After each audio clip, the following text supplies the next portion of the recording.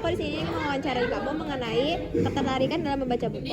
Yang pertanyaan pertama, menurut kamu apa yang biasanya membuat kamu tertarik nih untuk membaca buku atau bacaan tertentu baik di sekolah maupun di luar sekolah? Oke, biasanya aku tertarik dengan buku karena pada dasarnya aku suka mengkoleksi novel dan tertarik membacanya. Pada tergantung genre yang ada dan kutipan-kutipan di buku itu yang buat aku tertarik membaca. Oke, pertanyaan kedua, siapa yang paling sering memengaruhi atau memberi motivasi kepada kamu untuk membaca buku?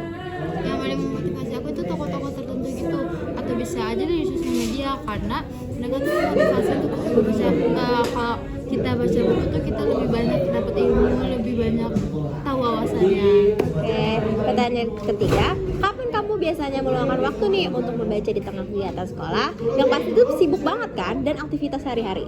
Biasanya itu di rumah di hari libur kalau nggak ada tugas ataupun mau tidur itu pasti buka buku baca ataupun buku pelajaran yang sebelum besoknya itu kita pelajari. Oke, pertanyaan keempat nih, di mana tempat yang paling nyaman menurut kamu untuk membaca agar bisa lebih fokus dan tidak mudah bosan? Menurut aku yang paling nyaman itu di kamar atau di tempat-tempat sepi karena kalau baca itu perlu kefokusan dan nggak bisa berisik.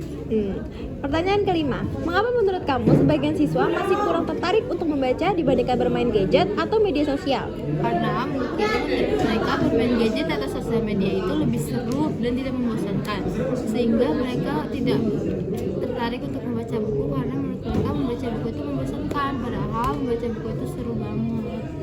Pertanyaan terakhir, menurut kamu bagaimana cara yang paling efektif agar siswa yang jarang membaca menjadi lebih tertarik untuk membaca?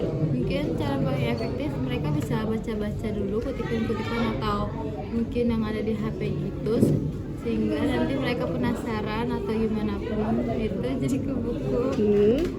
Oke, terima kasih ya Aura. Ya.